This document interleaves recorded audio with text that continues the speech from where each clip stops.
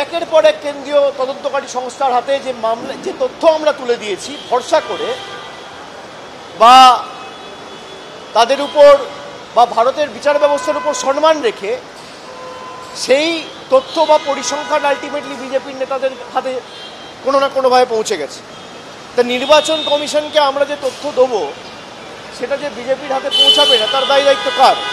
আমরা সে কারণে বলেছি বিএলএ টোল লিস্ট নির্বাচনের 1 সপ্তাহ আগে আপনি চাইতে পারেন, 2 সপ্তাহ আগে আপনি চাইতে পারেন, 10 দিন আগে চাইতে পারেন, 10 মাস আগে চাওয়ার নির্বাচন কমিশনের অধিকার নেই।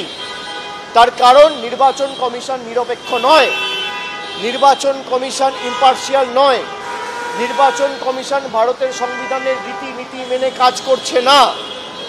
নির্বাচন কমিশন বিজেপির প্রতিনিধি, বিজেপির অঙ্গুলি হেলনে কাজ করছে, ইশারায় কাজ করছে, তাদের ইন্ধনে কাজ করছে। সেই কারণে আমরা এই মামলা করেছি এবং কেস সাবজুডিস, আগামী দিন লড়াই হবে। নির্বাচন কমিশনের বিরুদ্ধে লড়াই যেমন কোর্টেও হবে, মাঠেও হবে, ময়দানেও হবে, পার্লামেন্টের ভিতরেও হবে, বাইরেও হবে। জাতীয় নির্বাচন কমিশনের সিদ্ধান্তকে চ্যালেঞ্জ করে এবার হাইকোর্টের তৃণমূল কংগ্রেস। নির্বাচনের 1 বছর আগেই বুথ লেভেল এজেন্ট নিয়ে তথ্য চাইছে কমিশন। এই রাজ্যে এসআইআর হবে বলছে কমিশন, তার মধ্যে এই তথ্য তরফ। এই তথ্য চাওয়াটা কমিশনের এখতিয়ারের মধ্যে পড়ে না। নির্বাচন কমিশনের সিদ্ধান্তকে চ্যালেঞ্জ করে এবার হাইকোর্টে মামলা করলো তৃণমূল। শুধু কি আপনারাই প্রভাবিত হচ্ছেন না সমস্ত রাজনৈতিক দল? কমিশনের বিরুদ্ধে তৃণমূলের মামলায় এই প্রশ্ন করেছেন বিচারপতি অমৃতা সিনহা। অন্য দল হয়তো মেনে নিয়েছে, কিন্তু আমরা চ্যালেঞ্জ করছি।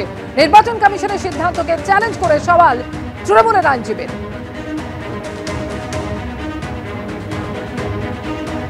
আচ্ছা, গতকাল নির্বাচন কমিশনের তরফ থেকে যে সাংবাদিক বৈঠকটা করা হয়েছে সেখানে বিরোধী রাজনৈতিক দলগুলো, বিশেষ করে ইন্ডিয়া অ্যালায়েন্সের শরিক যারা, যে প্রশ্নগুলো আমরা নির্বাচন কমিশনের কাছে রেখেছিলাম, একটা প্রশ্নেরও নির্বাচন কমিশন কালকের সাংবাদিক বৈঠকে কোনো সদুত্তর দেননি এবং পাশ কাটিয়ে বেরিয়ে গিয়ে দায়ে বিরোধী দলগুলোর উপর চাপিয়ে দেওয়ার একটা প্রচেষ্টা চালিয়েছে।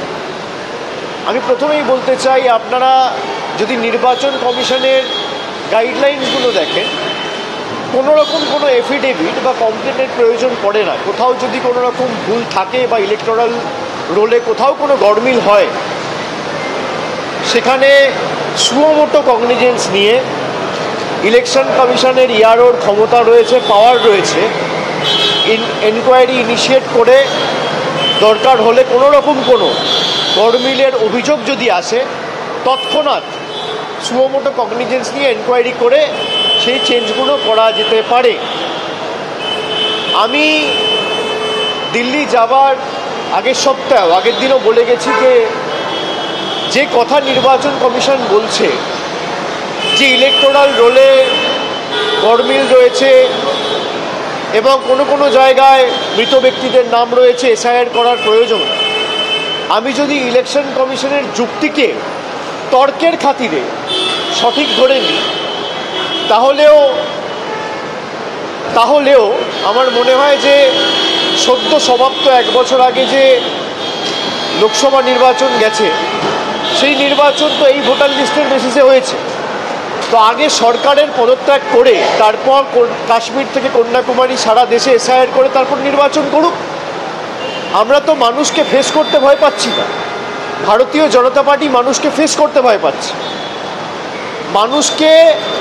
যাতে মানুষ তার ভোটাধিকারটা প্রয়োগ না করতে পারে, তার যে মৌলিক অধিকার, সেই অধিকার কেড়ে নিতে চাইছে।